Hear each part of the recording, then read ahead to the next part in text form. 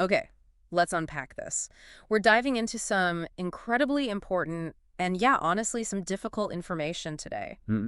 If you work in construction, especially if you're doing FIFO here in Western Australia, this deep dive is really tailored for you. That's right. We're going deep on a recent study out of the University of Western Australia. It's called Constructing a Safer Industry.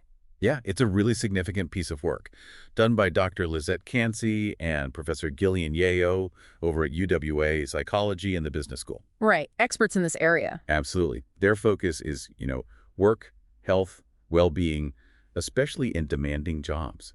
Exactly what this report looks at. And our mission here really is to take this big report. They surveyed, what, over 1,700 workers? 1,743, yeah, right across WA construction. So take that report and pull out the absolute key things you need to know. We want you walking away understanding what this research found about mental health. Suicidal thoughts, behaviors, other challenges. And importantly, why? What factors at work and in personal life seem to be contributing? And they were careful. Used proper methods, weighting the survey results to make sure it reflects the industry as a whole. So these aren't just random numbers. No, definitely not. They represent the reality for thousands of people out there on sites, doing the swings day in, day out. Okay, well, let's get straight to the toughest part then, because it really shows why this conversation is so urgent. Yeah. This is the headline finding, really. The UWA study found WA construction workers report suicidal thoughts and behaviors much more often than other Australians. Alarmingly more often. The report says approximately 3 times higher than the general adult population. 3 times. Just let that sink in. Yeah. Yeah. And when you look at the specifics, it gets, well, even clearer and, frankly, quite concerning. So, like, suicidal thoughts, just thinking about it. Right.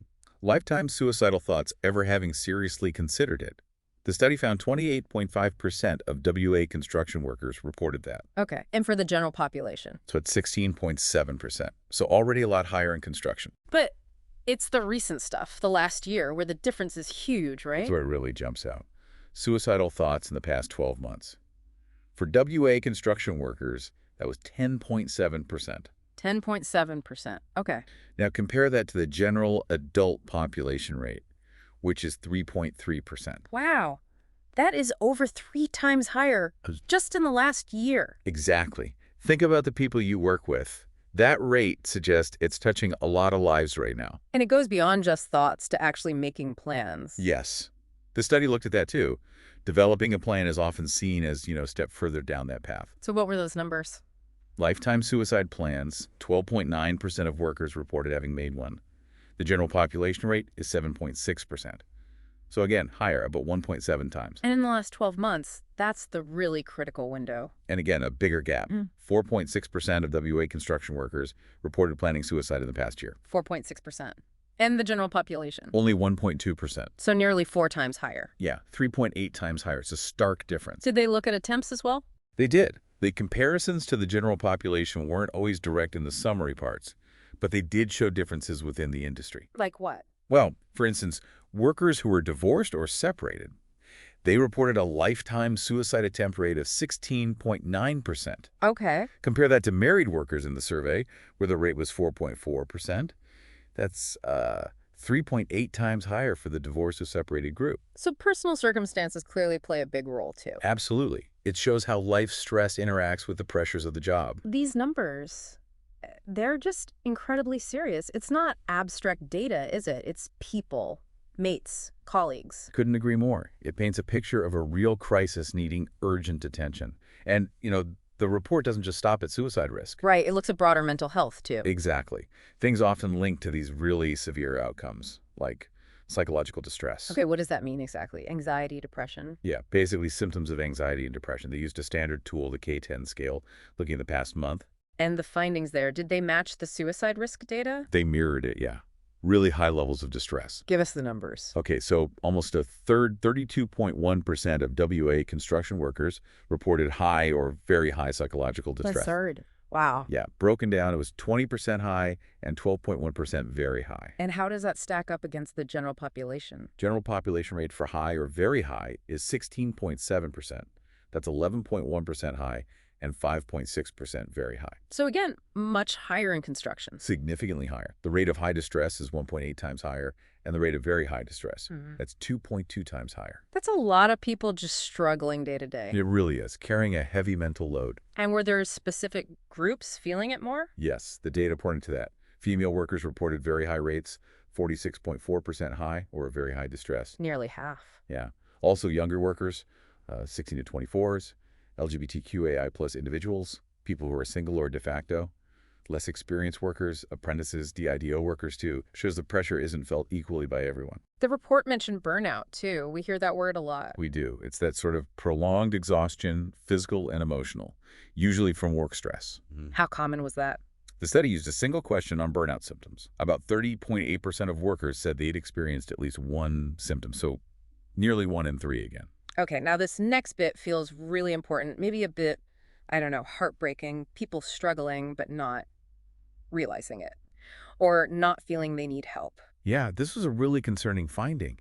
The data showed, among those who'd had recent suicidal thoughts, 2.1% of them actually reported having no mental health issues. Wow, despite having those thoughts. Exactly. And similarly, among those who score at high or very high on psychological distress, 10.7% of them also said they had no mental health issues. So the distress is there, the risk is there, but the self-awareness or the willingness to call it what it is isn't always there. Precisely. Figure 12 in the report really shows that disconnect. It suggests things like stigma, maybe just not knowing the signs, or other barriers are stopping people from seeing their own struggle or reaching out. Which makes getting help to the right people really tricky. Incredibly challenging. Okay, let's shift slightly, but stay connected. Substance use. The study looked into that too, right? Often linked to coping or maybe making things worse. Yes, definitely. And the data here is also quite revealing, especially when you compare it to the general population again. Tells a story about the pressures, maybe the culture too. So starting with alcohol, what did the numbers show? Well, when workers self-categorized, about a third, 33.6%, called themselves binge drinkers and nearly 18% heavy drinkers. Okay. And the comparison using standard definitions, like risky drinking. That's where it gets really stark. Using standard health definitions, for binge drinking, females in WA construction were 2.5 times more likely to do it than females generally. 36.8% versus 9.5%. 2.5 times. Yeah. And males are 1.5 times more likely, 36.9% versus 21.1%. And risky drinking, which I think is 5 or more drinks on a typical occasion. Right. The gap there is even bigger. Females in construction were over 3 times more likely, 31.1% versus 9.5%. 3 times? And males, nearly 2 times more likely, 38.4% versus 21.1%. These are really substantial differences in drinking patterns. Were certain groups drinking more? Yes. Younger workers, the 16 to 24s, had incredibly high rates. 45.6% binge drinking, nearly 59% risky drinking. Wow, nearly 60%. Yeah. Also apprentices, on-site workers generally, and DIDO workers actually had the highest binge drinking rate at 53.1%. Over half. And FIFO workers had high risky drinking, around 41%. So yeah, definite patterns related to age, maybe experience, and the work setup itself. And then there's illicit drug use. The numbers there were high, too. Concerningly high, yes. Past 12-month use among WA construction workers was 37.4%. Okay. And the general population rate? That's 15.1%. So nearly 2.5 times higher again. Exactly. What kinds of drugs were most common, and how did those rates compare? Most common were marijuana, about 33%, then cocaine, hallucinogen, ecstasy, MDMA, all around 17-18%. Okay. But the comparison, that's where it's alarming. Ecstasy MDMA use was 8 times higher than the general population. Hallucinogens 7 times higher, meth 6 times higher, cocaine 4 times higher. 8 times higher for ecstasy. That's huge. It's a massive difference. Really points to something different happening in this group. And it wasn't just occasional use of one drug for some people. No. The study found nearly 1 in 10, 9.4%, reported using 5 or more different types of illicit drugs in the past year. 5 or more? That's significant polydrug use. It is. Who was more likely to report drug use? Workers with less experience, under 2 years, had high rates, over 41%. Apprentices were even higher, 50%. Half of apprentices. Yeah. Also, laborers, technicians, trade workers, people working on site generally. And the report connects this substance use directly back to suicide risk, doesn't it? It does. It clearly states that higher alcohol consumption, and particularly using more types of drugs, was linked to higher rates of recent suicidal thoughts and plans. So it's not separate. It's part of the bigger picture of mental health struggle. Absolutely. It can be a coping mechanism, sure, Yeah. but one that often worsens the underlying issues and increases risk. Right. Okay, let's move from sort of individual factor like substance use to the work environment itself, the pressures at work, Yeah, the study looked closely at workplace factors, both the things that increase risk and things that might protect people. like bullying. That came up. Unfortunately, yes. It was identified as a significant risk factor. How common was it? Pretty common. 28% of people said they've been bullied in the last 6 months. Over a quarter. Yeah.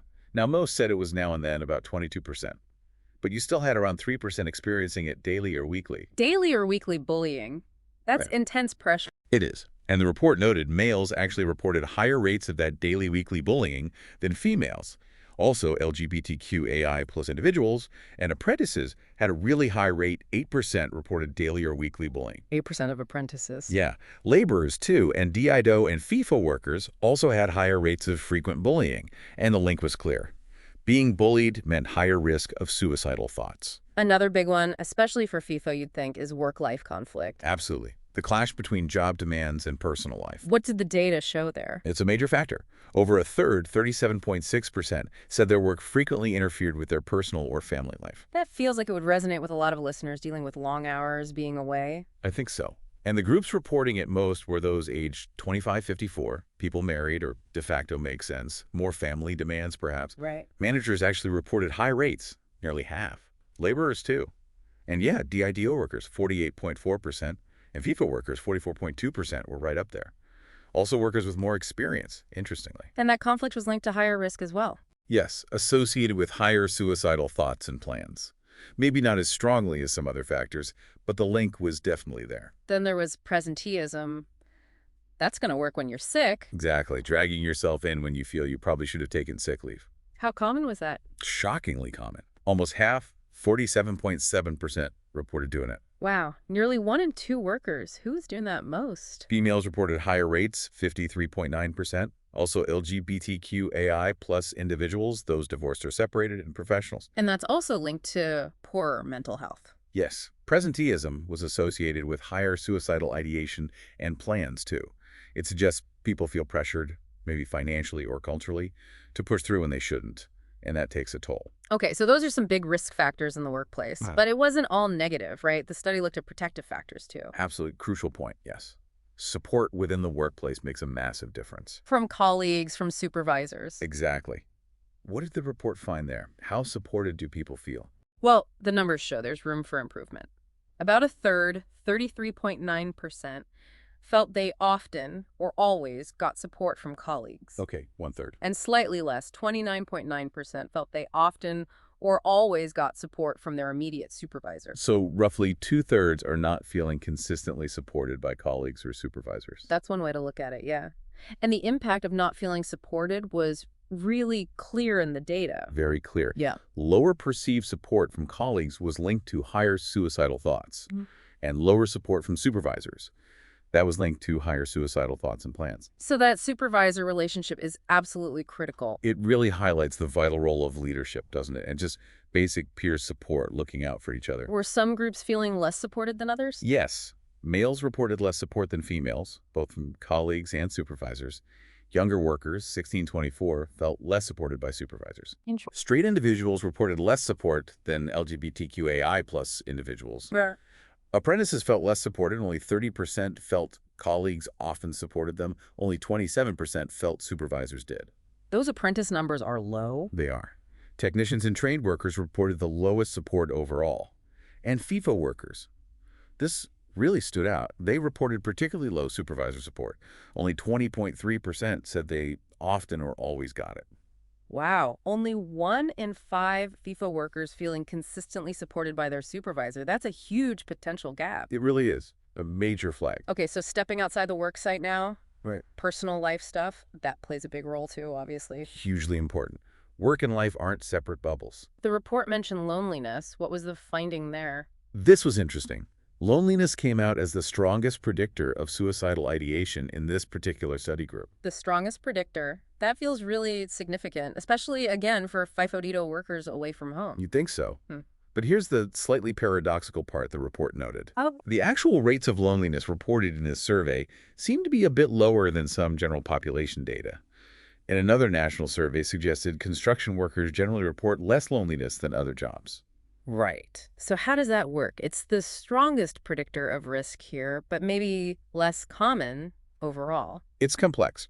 One interpretation is that perhaps while overall loneliness might be lower, when people do experience it in this industry, maybe it hits harder. Ah, Perhaps because of the environment, the expectations of toughness, maybe it feels more isolating or harder to admit when you are lonely.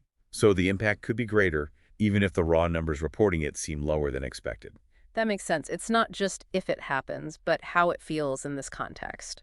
What about support outside work, family, friends? Yeah, a crucial buffer, and mostly people reported high levels of support there, which is good news. But again, were there groups with less support? Yes, divorced or separated workers reported lower support across the board, family, friends, partners. Apprentices reported lower support from family and partners. And FIFO workers. They showed lower levels of family support specifically. Over half, about 51% of FIFO workers and 51% of rural workers reported low family support.